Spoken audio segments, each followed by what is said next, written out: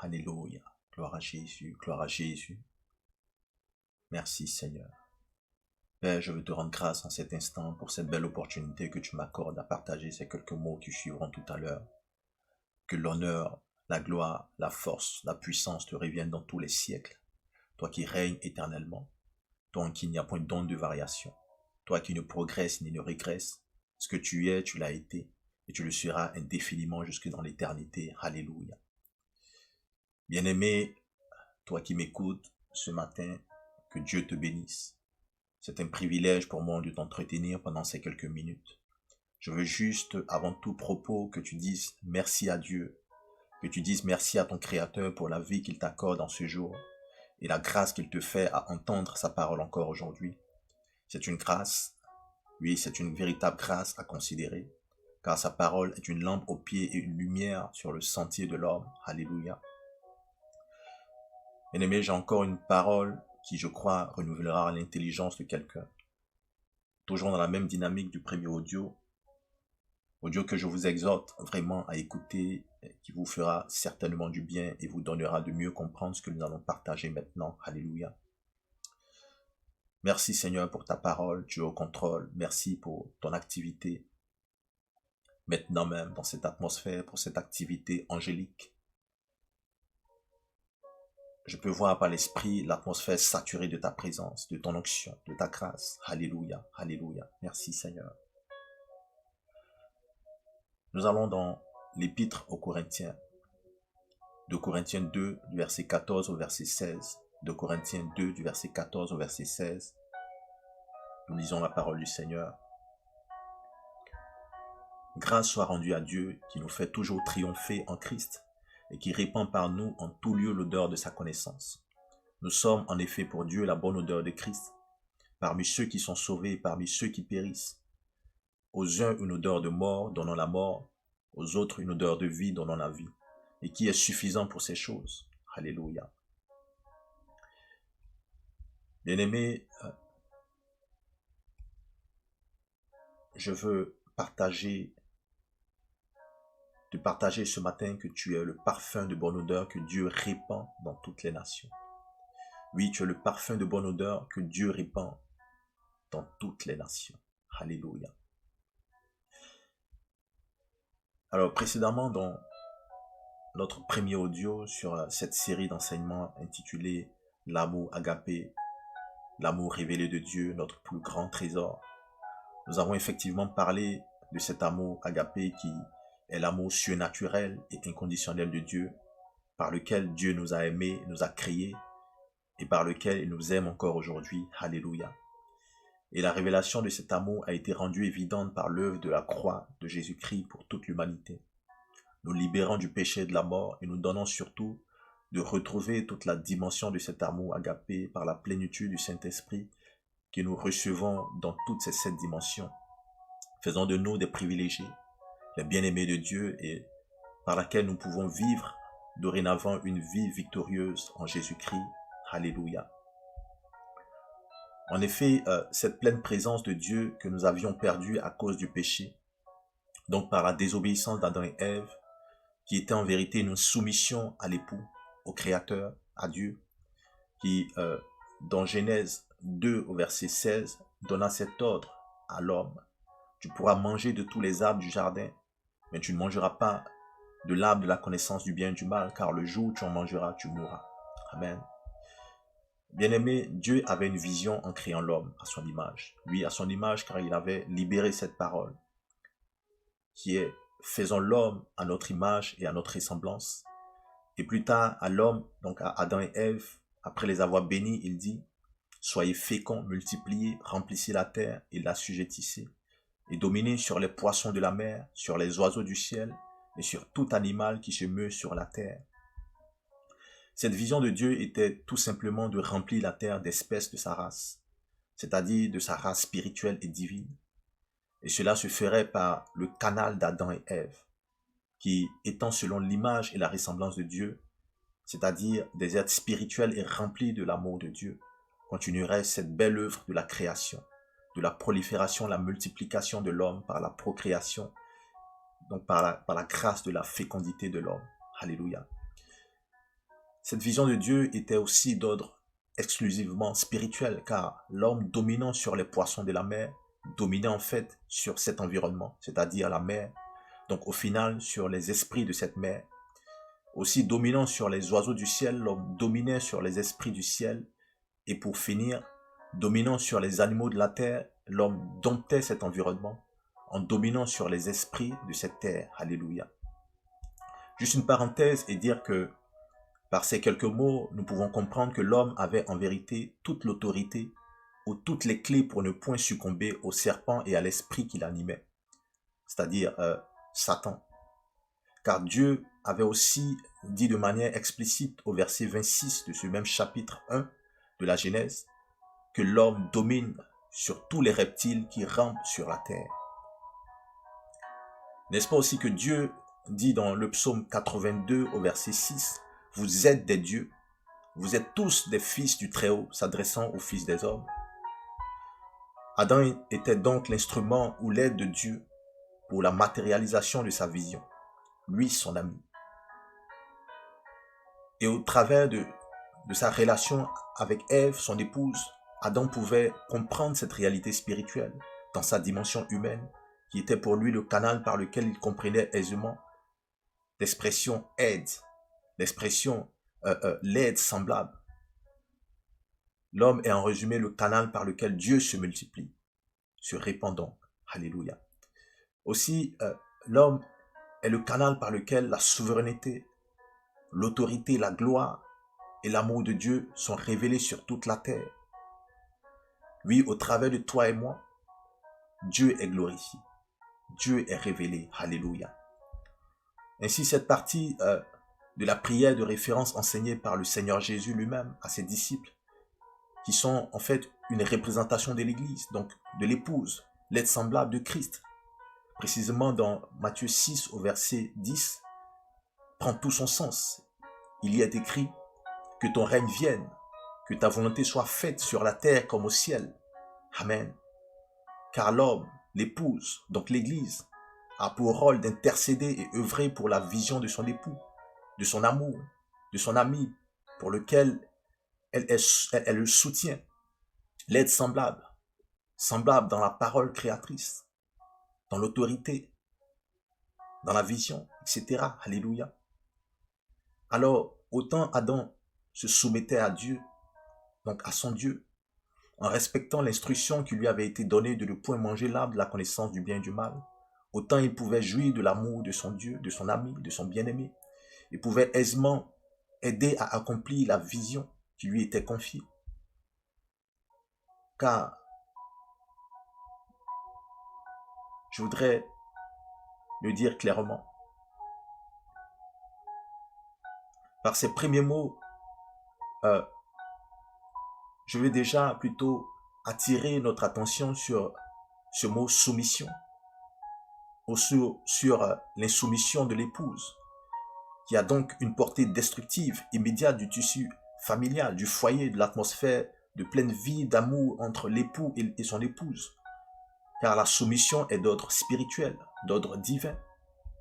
Je vais donc m'adresser explicitement aux épouses, aux femmes et aux hommes en parallèle. Femmes, vous êtes l'aide semblable de votre époux. Semblable parce que vous faites une seule personne avec votre époux et que vous avez été tiré de votre époux afin d'être l'aide qui lui donne d'accomplir la vision qu'il a reçue de Dieu. Alors votre soumission à votre époux est l'acceptation de cette vision. De telle sorte qu'il n'y ait pas deux visions dans votre foyer. Évitez de créer le désordre et la confusion et même la division, la séparation. Car la seule vision qui devrait être inspirée de Dieu est celle de votre époux. Alors si tel est le cas, votre vision à vous viendrait de qui? Par l'exemple d'Ève, nous comprenons tout de suite d'où est-ce que cette vision serait inspirée. Elle qui fut trompée par Satan et mis en doute la parole et la vision de Dieu.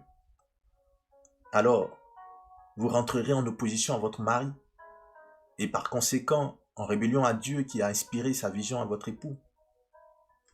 En vérité, votre rôle est d'accompagner, de soutenir cette vision, d'apporter des idées qui seront inspirées par Dieu et qui seront pour l'accomplissement de cette vision. Il ne s'agit donc pas d'être passif et de subir, de se sentir donc esclave dans votre foyer, dans votre maison. Non, vous êtes l'aide semblable, ayant le même amour que Dieu porte à votre époux. Votre rôle est de rappeler la vision quand votre époux semble l'oublier, d'œuvrer avec sagesse pour la remplir quand votre époux semble s'en détourner. Comme le fit Rebecca, par exemple, l'épouse d'Isaac, qui avait bien reçu que de leurs 2 fils, le plus grand serait assujetti au plus petit, par lequel la promesse de Dieu suivrait son accomplissement. Donc celui qui devrait en fait recevoir la bénédiction d'Isaac. On connaît cette histoire, on la connaît tous. Isaac voulut bénir plutôt Ésaü, son premier-né, et non le cadet Jacob. Mais Rebecca, son épouse, œuvra pour que la volonté de Dieu se fît. Alléluia. Je fais une parenthèse rapidement pour dire, voilà pourquoi il est important de pouvoir s'unir à quelqu'un qui peut recevoir de Dieu sa vision. Que la femme sage entende la voix de la sagesse ce matin et comprenne. Si malheureusement cela n'a pas été le cas, ton Dieu est bon et souverain. Et il accorde à ton époux de le connaître afin de rentrer pleinement dans la présence et l'amour de Dieu et de recevoir la vision de sa destinée qui vous conduira dans votre plein épanouissement. Alléluia. Femme, la soumission à votre époux est en vérité d'honorer Dieu au travers de votre époux et de ne point laisser le diable s'introduire dans votre foyer par ce qu'il pourrait vous inspirer et qui viendrait en opposition à la parole de Dieu pour votre vie, pour votre destinée et celle de vos enfants par conséquent. Cela est donc non négociable et l'équilibre du foyer et son épanouissement en dépendent. Donc imaginez-vous bien que Dieu qui se suffit lui-même, qui peut toutes choses par lui-même, nous a fait la grâce, oui l'honneur d'être son aide semblable, car nous sommes esprit comme il est lui-même, et surtout de son esprit, ayant l'amour en nous, l'amour agapé. Alors rendons-lui cet honneur. Épouse, rends l'honneur qui t'a été donné en étant l'aide semblable à ton époux, car si tu l'es, c'est par grâce. Être épouse, ce n'est pas donné. Tu peux le constater dehors, comment beaucoup prient, jeunes, font des sacrifices innombrables pour en être une, n'est-ce pas? Pour être aussi une épouse. Alléluia. Pour être aussi appelée épouse, porter le nom de quelqu'un. Amen, amen. Votre époux, à l'image de Dieu, de Christ, pourra donc pleinement vous aimer, car les conditions étant réunies pour cela, vous qui êtes son corps, son propre corps, s'aimerait-il pas lui-même? Cela est important et crucial pour voir la gloire de Dieu dans votre vie, pour votre foyer, pour son équilibre, pour votre destinée, surtout pour vos enfants après vous. Voilà pourquoi Dieu inspira à son serviteur Paul d'interpeller les épouses à être soumises à leur époux dans Éphésiens 5 au verset 22. Paul est, comme on l'avait dit dans l'audio précédent, l'instrument de révélation de l'amour et la vision de Dieu à toute l'humanité.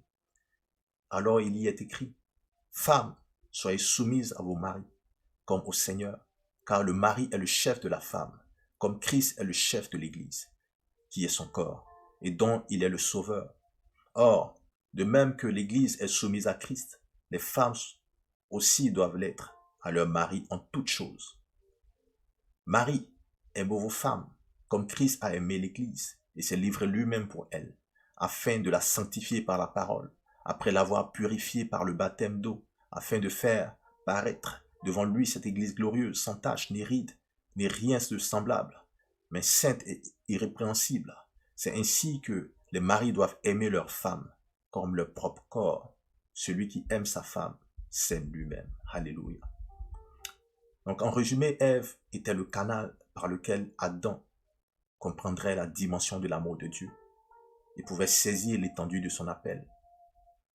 L'amour agapé nous donne donc d'aimer Dieu, de l'honorer et de le servir au travers de la vie de notre prochain, de rendre sa vie, n'est-ce pas, de par son esprit sur toute la terre. de répandre plutôt sa vie de par son esprit sur toute la terre. Pour nous qui sommes donc dorénavant équipés de cet amour, qui nous donne de renoncer à nous-mêmes et aller avec zèle annoncer cette bonne nouvelle de l'amour de Dieu, ne craignons plus pour nos vies, régnant nos intérêts personnels, mais cherchant coûte que coûte l'intérêt de Dieu pour le réveil des nations. Nous pouvons saisir cet ordre du Seigneur selon Matthieu 28, du verset 19 au verset 20, cette instruction qui est la grande commission. Allez et faites de toutes les nations des disciples. En d'autres termes, faites des nations des disciples de Christ, des disciples de l'amour, des Christ. Car notre objectif est de tendre à la mesure de la stature parfaite de Christ. Alléluia, telle est la vision de Dieu. Oui, telle est la vision de Dieu. Mais le monde, par Satan, est encore passé par là pour nous donner une autre vision, pour donner une autre vision à l'Église, qui est d'être des chrétiens, donc des petits Christ, surtout d'en rester. Alléluia. Que l'oreille sage comprenne ce que je veux passer comme message ici. Amen. Alors, ce qu'il faut savoir, c'est que le mot nation, dans le verset 19, est en fait le mot goyim en hébreu, et surtout le mot ethnos en grec, qui en plus de faire allusion aux nations païennes, aux gentils, fait aussi allusion aux institutions, aux organisations, à ce qu'on va appeler des nations sans frontières. En fait, le mot ethnie sort de cette même racine ethnos. Et l'ethnie fait référence à tout groupe, toute organisation ou association de personnes ou de peuples ayant la même langue, la même tradition, la même culture.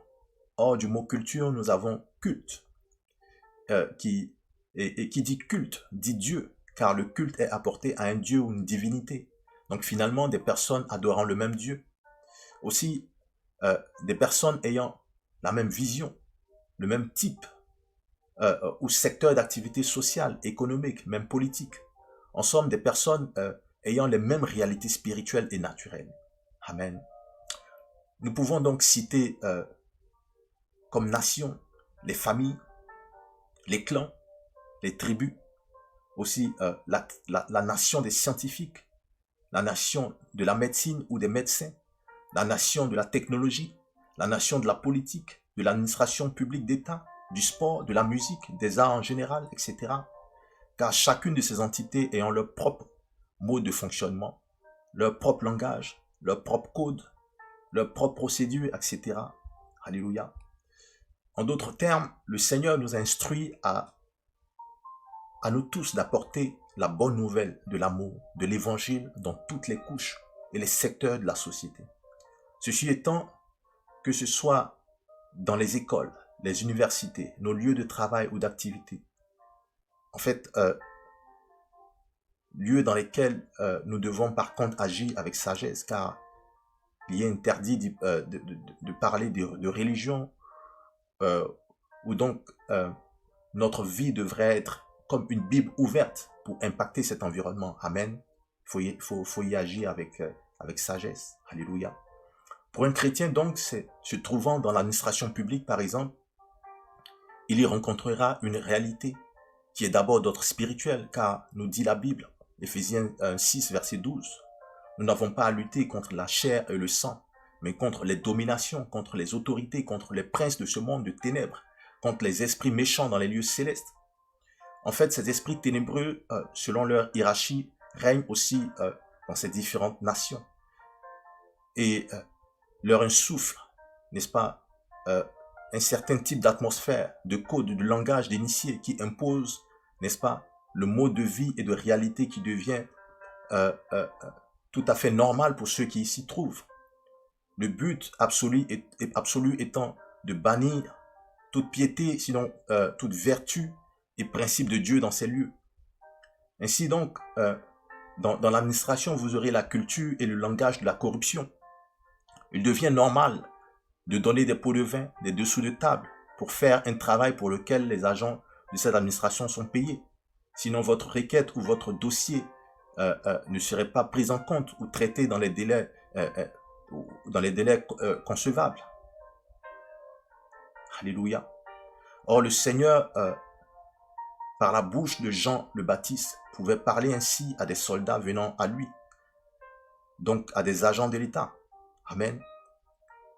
Il leur dit, ne commettez ni extorsion, ni tort envers les personnes, et contentez-vous de votre solde. Luc 3, verset 14. Dans le monde de la musique, du sport, de la politique, du travail en général, il faudrait, par exemple, appartenir à des loges sataniques, des sectes, pour pouvoir percer ou réussir à un certain niveau.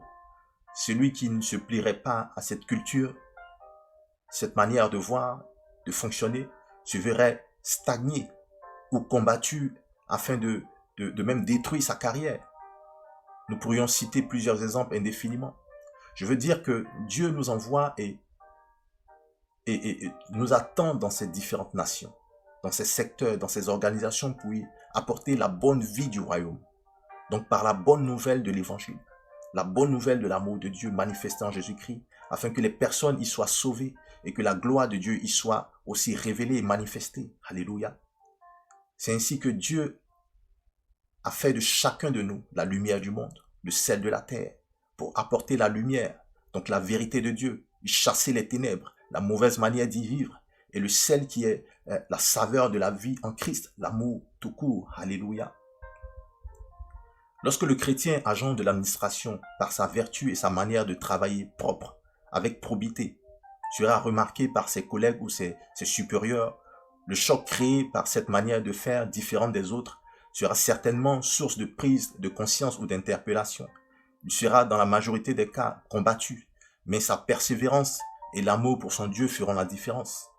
Quand ces personnes ou ses collègues verront la grâce de Dieu sur sa vie, sa bonne santé et celle de sa famille, sa paix, sa joie, sa prospérité à tous égards, malgré le fait qu'il se contente que de son salaire dans cette administration, sans céder à la corruption, ils viendront à lui pour lui demander son secret. Oui, le chrétien homme d'affaires n'ayant pas, par exemple, recours aux moyens mystiques, magiques, démoniaques ou de sorcellerie pour prospérer dans ses affaires, moyens tout à fait normaux dans ce monde des affaires, ceux qui pratiquent ces choses, et même souvent où il leur est demandé des membres de leur propre famille, enfants, épouses, mères, pères, etc. Oui, comme sacrifice pour prospérer. Mon Dieu, quelle misère, quelle misère. Donc cela, réalisant que ce chrétien ne fréquentant pas ces endroits de lieux occultes, de charlatans comme eux, ou du fait que malgré tous les sorts qui lui ont été lancés sans succès, dans la rivalité à gagner des marchés au détriment de l'autre, viendront à lui pour lui demander le secret de sa réussite, de sa prospérité, de sa protection. Alors, il leur parlera de Jésus. Il leur apportera donc la lumière qui leur donne de sortir des ténèbres. Il leur proposera l'amour de Dieu, l'amour agapé qui les déchargera de son fardeau. Dans toutes ces multiplications de sacrifices, de rituels à renouveler périodiquement. Il leur apportera la saveur de la vie de Christ, libérés du péché et de la mort, et de faire d'eux aussi dorénavant des disciples de l'amour de Dieu, ayant la vie de Dieu en eux à partager à leur famille, à d'autres personnes encore dans les ténèbres. Alléluia. Telle est notre vie de disciples, étant pour toutes les nations la Bible ouverte, ou la parole de vie révélée à ces nations par notre vertu et notre piété en Christ Jésus. Alléluia. 2 Corinthiens 5, verset 20. Nous faisons donc les fonctions d'ambassadeurs pour Christ, comme si Dieu exhortait par nous. Nous vous en supplions au nom de Christ. Soyez réconciliés avec Dieu. Alléluia. L'ordre du Seigneur Jésus, à faire de toutes les nations des disciples, appelé la grande commission pour tous, ne révèle donc pas uniquement, sinon ne relève pas uniquement seulement des 4 ou 5 ministères selon la compréhension de chacun. Amen. Ou encore exclusivement au ministère de l'évangéliste, puisqu'on parle d'évangélisation. Amen. Réalisez avec moi qu'il serait impossible pour ces apôtres, ces prophètes, ces évangélistes, ces pasteurs et docteurs, absents dans toutes ces nations, dans tous ces endroits, comme nous l'avons compris tout à l'heure, d'y démontrer au quotidien la vie de Christ, son amour, sa sagesse et sa toute-puissance à toutes ces personnes ne connaissant pas Dieu. Dieu a donc besoin de toi, enfant, dans ton école. Dieu a besoin de toi, jeune, dans ton collège, ton lycée, ton université, ton centre de loisirs et de sport. Toi, femme, homme, Dieu a besoin de toi dans ton lieu de travail, ton lieu d'activité, dans ta famille, ta maison, ta région, ton village, etc. Alléluia. En vérité, Éphésiens 4, du verset 11 au verset 15, nous révèle juste que ces ministères, donc parlant des apôtres, des pasteurs et autres, sont pour enseigner, affermir, faire croître et perfectionner les chrétiens à tendre parfaitement à l'image de Christ, à des disciples accomplis, donc les disciples de l'amour de Christ, afin qu'ils soient bien équipés dans leur mission à faire connaître l'évangile, la vie et l'amour de Christ dans leurs différentes nations, comme on a pu l'expliquer tout à l'heure. Alléluia. Chaque chrétien a donc ce ministère d'œuvre à répandre la connaissance, la vie et l'amour de Christ partout où il se trouve. Alléluia. À cet effet, Paul nous révèle dans 2 Corinthiens 3 au verset 6, il nous a aussi rendus capables d'être ministres d'une nouvelle alliance, non de la lettre, mais de l'esprit, car la lettre tue, mais l'esprit vivifie. Alléluia. Bien-aimés, la Bible nous dit aussi d'avoir un zèle avec lequel nous ne nous relâchons pas, avec lequel nous gardons en permanence la vision du Seigneur. 2 Timothée 4, verset 2. Prêche la parole, insiste en toute occasion, favorable ou non, reprend, censure, exhorte, avec toute douceur et en instruisant. Alléluia. Même si les personnes semblent ne pas prêter attention ou semblent fermées à la parole qu'on leur annonce, il y aura un temps favorable, un temps propice par la grâce de Dieu, où ils accourront pour recevoir cette bonne parole. Une situation dans leur vie, par exemple, qui les amènera à reconsidérer leur position vis-à-vis de Dieu. La Bible nous dit dans Proverbe 27 au verset 7, « Celui qui est rassasié foule aux pieds le rayon de miel, mais celui qui a faim trouve doux tout ce qui est amer. » Alléluia.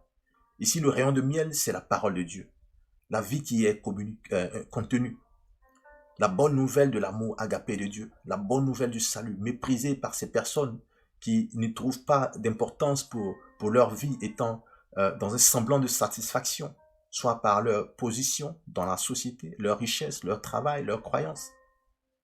Mais quand un besoin, une situation adviendra pour laquelle ils auront besoin de solutions pour être soulagés, ils seront ouverts à tout, à toutes sortes de solutions, même des plus difficiles et humiliantes. Pour eux, n'est-ce pas, parce qu'ils souhaiteront juste recevoir le salut, quel qu'en soit le prix. Toute lueur d'espoir, toute solution sera donc la bienvenue. Alors, ça sera ce moment propice où ils pourront recevoir avec allégresse cette bonne nouvelle du salut pour eux, qui est gratuite et requiert juste l'effort de confesser Jésus et de le laisser se manifester dans notre vie. Alléluia. Amen, amen. À nous donc de savoir saisir le bon moment, les opportunités que le Seigneur nous donne. Alléluia. Et pour cela, nous devons être connectés à l'Esprit de Dieu, savoir être à son écoute.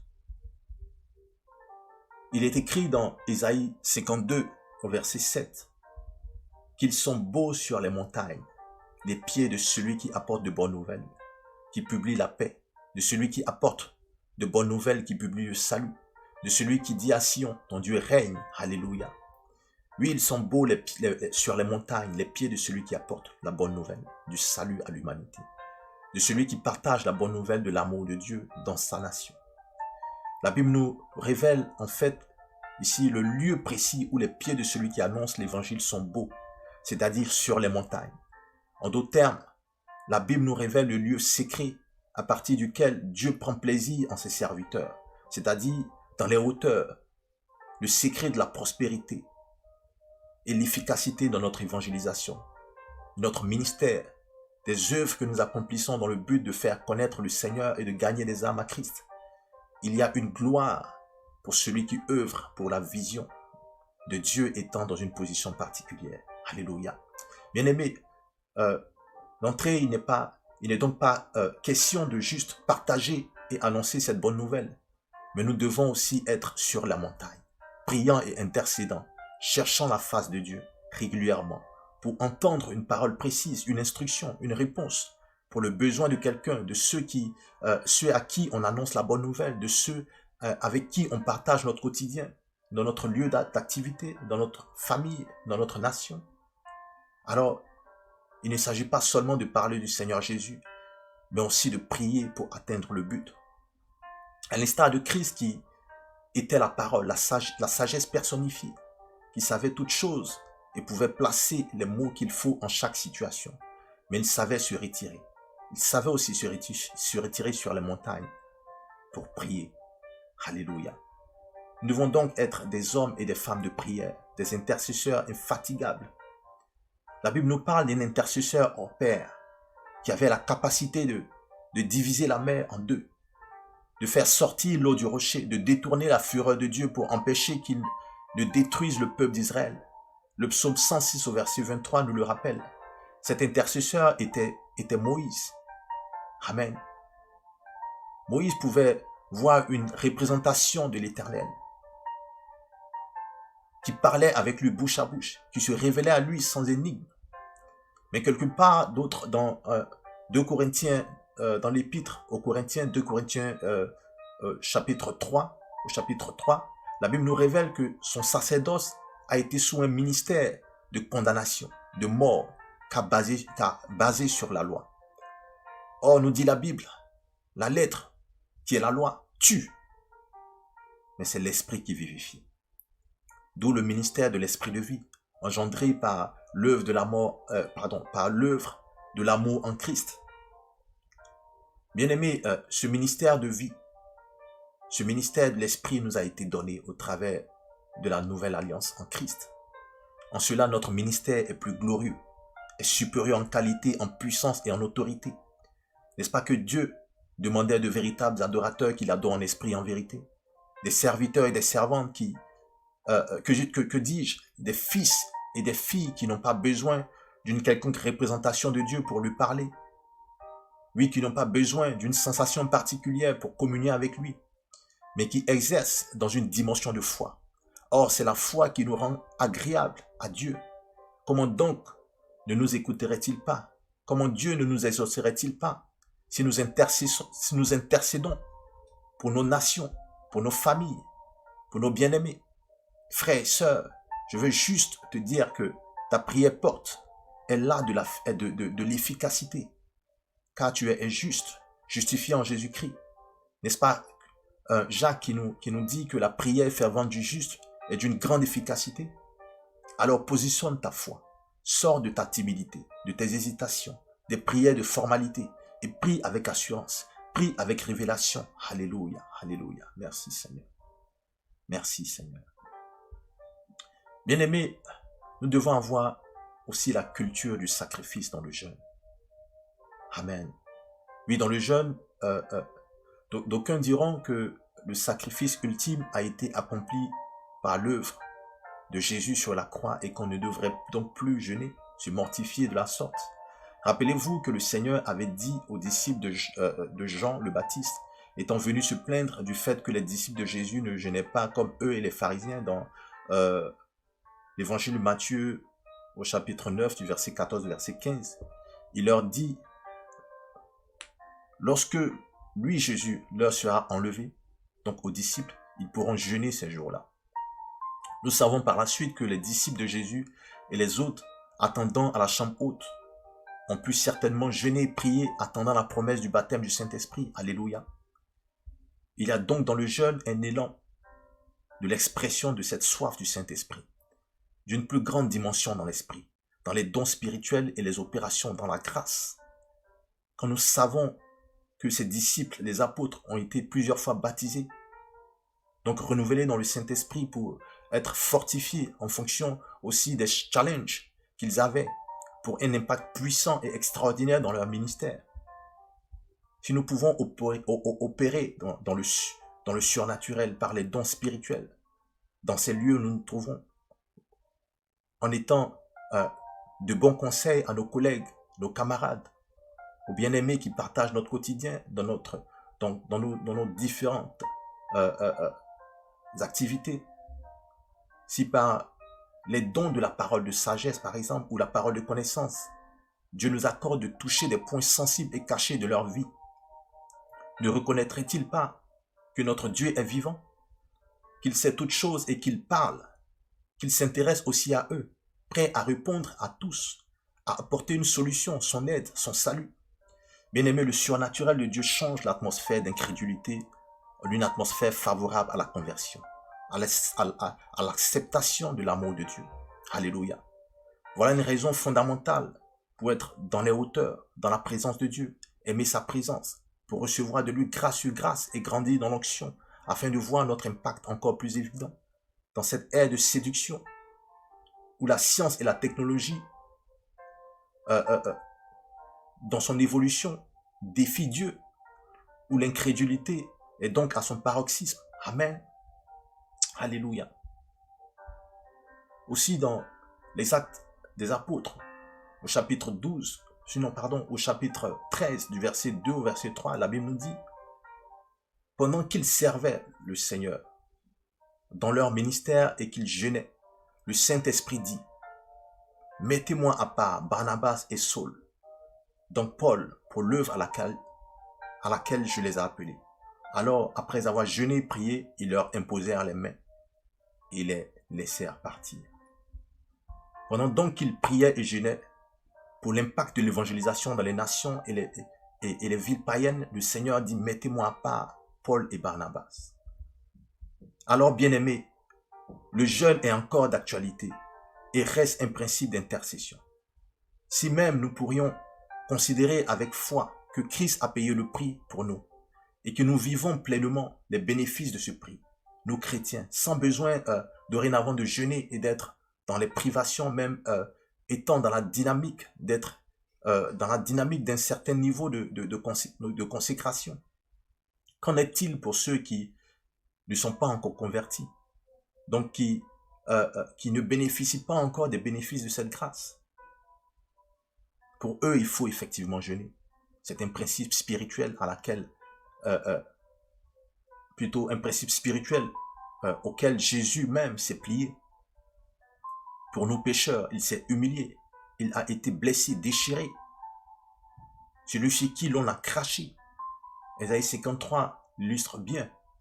Aussi dans Hébreux 5, du verset 7 au verset 9, il nous est dit: c'est lui qui, dans les jours de sa chair, ayant présenté avec de grands cris et avec larmes des prières et des supplications à celui qui pouvait le sauver de la mort, et ayant été exaucé à cause de sa piété, a appris bien qu'il fût fils l'obéissance par les choses qu'il a souffertes, et qui, après avoir été élevé à la perfection, est devenu, pour tous ceux qui lui obéissent, l'auteur d'un salut éternel. Alléluia. Le jeûne, l'humiliation de l'âme, car c'est de ça qu'il s'agit. Et en fait, l'acte qui accompagne la prière la prière d'intercession pour des inconvertis, pour les pécheurs. En effet, le jeûne a une très haute portée spirituelle qui nous donne de nous élever en esprit et aussi de rentrer dans les ossements pour le salut des peuples qui se sont détournés et qui sont éloignés de la face de Dieu. Alléluia. C'est donc le prix à payer. C'est le prix à payer. Alléluia. Le peuple d'Israël savait s'humilier dans le jeûne devant son Dieu afin d'appeler sa miséricorde, son salut à chaque fois qu'il se détournait de lui. Souvenons-nous du peuple d'Israël au temps d'Esther qui jeûna, et Esther qui, à cause de la grâce et la faveur suscitée par son jeûne de 3 jours, a pu accéder au trône du roi, pendant que toute personne qui n'était pas appelée ou invitée par le roi à venir vers lui, à voir sa face, et qui s'y aventurait était mise à mort sur le champ. Même pour la reine, cela s'appliquait. Esther, après donc ces 3 jours, y est arrivée. n'est-ce pas, sans y être invité par le roi, et a touché son cœur par ses paroles pour le salut de son peuple. Bien-aimé, le jeûne libère et rend donc l'atmosphère favorable à l'écoute de notre intercession par Dieu pour les pécheurs, pour nos nations, pour leur salut. Alléluia. Souvenons-nous aussi de la grande ville de Ninive, où Jonas alla annoncer la parole, le jugement de Dieu. Lorsque ce peuple s'humilia dans le jeûne devant la face de Dieu avec des sacs et la cendre, Dieu changea sa parole et leur accorda sa miséricorde. Bien-aimé, le jeûne est crucial.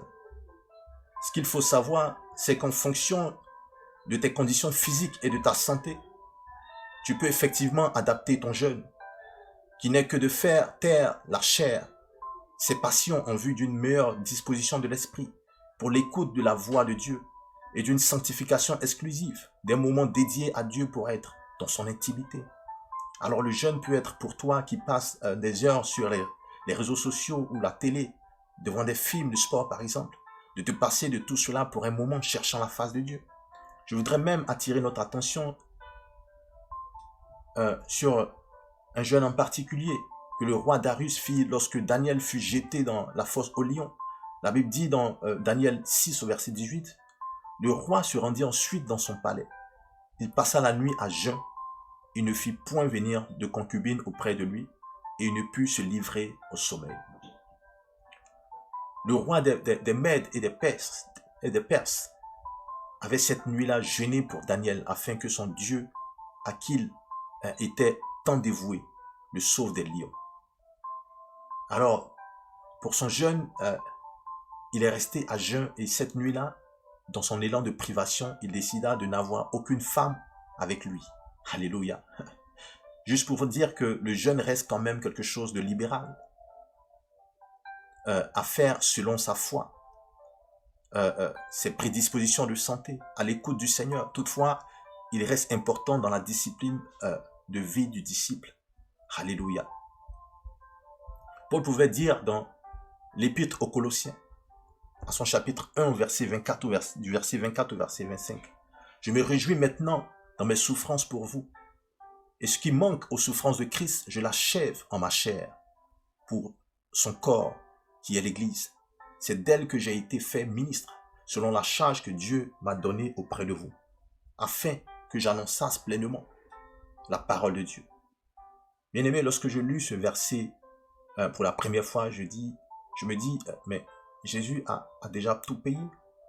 Il a payé le prix ultime. De quoi parle Paul ici? Le sacrifice de Christ serait donc incomplet. Quelle audace! Bien-aimé, Paul parle en fait des sacrifices à faire dans le don de soi, dans les souffrances, la prière, le jeûne, les privations, pour l'effectivité de l'acceptation de l'évangile par toutes les nations. Tous ces peuples païens pour lesquels il a été fait apôtre et disciple de Jésus. Alors, étant son disciple, il se soumet à ce même principe d'humiliation pour le salut de l'humanité. Alléluia. Tu veux un véritable impact de ta mission, de ton appel, sois un intercesseur infatigable. Sur les montagnes, tel est le secret dans les hauteurs, dans une vie sanctifiée, loin du péché, dans les privations, le jeûne, dans l'écoute de la voix du Seigneur, ton époux, ton Dieu. Alléluia.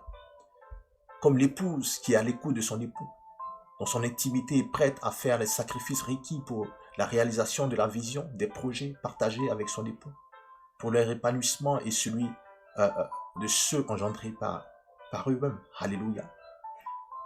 Bien-aimés, au vu de tout ce qui a été dit, nous sommes donc le parfum de bonne odeur que Dieu répand dans toutes les nations. L'odeur de la vie et de l'amour de Dieu, de Christ. Comprends-tu cela dorénavant? Comprends-tu l'importance que tu as aux yeux de Dieu, aux yeux de ton Dieu? Toi qui es un soutien de sa vision, épouse, Église du Seigneur. Alléluia. Alors prie avec moi ce matin. Et répands-toi déjà pour toute négligence de ta part, pour l'œuvre de Dieu. Tu ne savais peut-être pas pleinement ton rôle, ta position en tant qu'épouse du Seigneur. Demande pardon au Seigneur. Tu étais certainement ignorante du fait d'être disciple, ayant pour ministère l'évangélisation des personnes dans ta nation, ton lieu d'activité, croyant que peut-être cette tâche incombait uniquement aux hommes de Dieu, aux pasteurs ou autres. Alléluia. Merci Seigneur. Prie aussi et rends des actions de grâce merveilleuses au Seigneur et qu'il t'ait révélé ces choses aujourd'hui.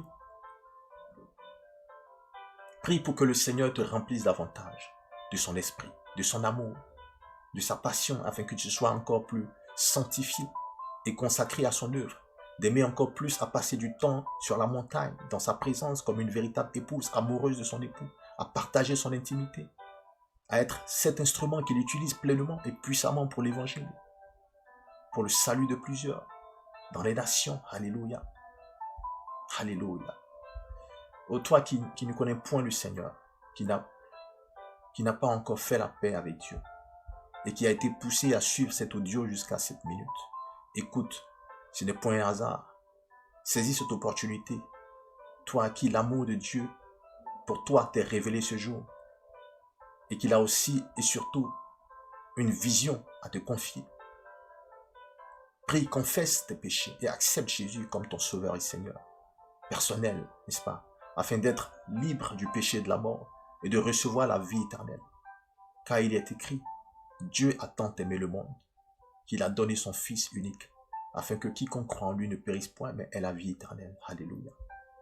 Prie avec moi, répète après moi. Seigneur Jésus, j'ai entendu ta parole ce matin. Je viens à toi tel que je suis. Pardonne mes fautes, mes péchés. Accorde-moi aussi les bénéfices de ton sacrifice sur la croix de Golgotha. Je te donne toute ma vie. Prends-la. Conduis-la. Car je te reconnais dorénavant comme mon Maître et mon Seigneur. Amen. Merci Seigneur pour la vie de ces bien-aimés qui viennent de faire cette prière. Que ta grâce, ton amour et ta vie les remplissent maintenant au nom de Jésus. Merci pour les joues qui éclatent, les fardeaux qui tombent, les chaînes qui se brisent maintenant dans leur vie au nom de Jésus. Au nom de Jésus. Alléluia. Voilà Seigneur, ils sont nés de ton esprit et libres de toute mort des œuvres de la chair. Alléluia. Alléluia. Merci Seigneur. Bien-aimés, je vous encourage à vous connecter à une église qui a la vie de l'esprit, dans laquelle vous grandirez dans la connaissance et l'amour de Dieu. Dieu vous révélera votre destinée. Il est le Père par excellence et par Christ l'époux parfait. Il vous communiquera la vision pour laquelle il vous a engendré, il vous a créé, dans laquelle vous serez épanoui à tous égards. Alléluia. Père, tu as envoyé ta parole et elle guérit quelqu'un encore à cet instant. Que toute maladie dans le corps de quiconque m'entend et m'écoute soit neutralisée, anéantie maintenant dans le nom puissant de Jésus.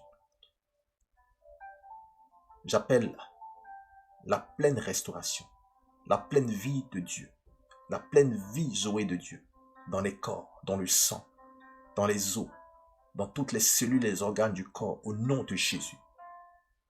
Libère maintenant toi maladie, au nom de Jésus. Le nom de Jésus au-dessus de tout autre nom qui puisse exister, au-dessus de tout nom de maladie donné par les hommes et même dit incurable. Alléluia, alléluia. Dieu se cherche de véritables adorateurs qui l'adorent en esprit et en vérité. En esprit, car Dieu est esprit. Étant né de son esprit, nous sommes dorénavant esprit, donc à son image. En vérité, car la vérité est la révélation de son amour manifesté en Christ. Des adorateurs, donc, des amoureux, aimant sans contrainte, sans intérêt dissimulé, aimant simplement et véritablement comme Christ l'a démontré lui-même, étant pleinement, n'est-ce pas, selon la ressemblance de Christ. Alléluia. Et aussi le servant d'un amour, selon d'un cœur libéral, d'un cœur tout simplement passionné, telle est la véritable épouse sage qui sait bâtir sa maison. Alléluia. Gloire à Jésus. Seigneur, je balise par le sang de Jésus toute cette œuvre qui vient d'être accomplie par la puissance de l'Esprit de ta parole. Que toute la gloire ne revienne qu'à toi seul. Amen, amen, amen. Ce fut encore un énorme plaisir de partager ce moment avec vous. Que Dieu vous bénisse. Que la paix, la grâce et l'amour de Dieu soient abondants dans vos vies. C'était Didier Patrick Niamé, votre bien-aimé frère, pour vous servir. À très bientôt, Dieu le voulant. Shalom.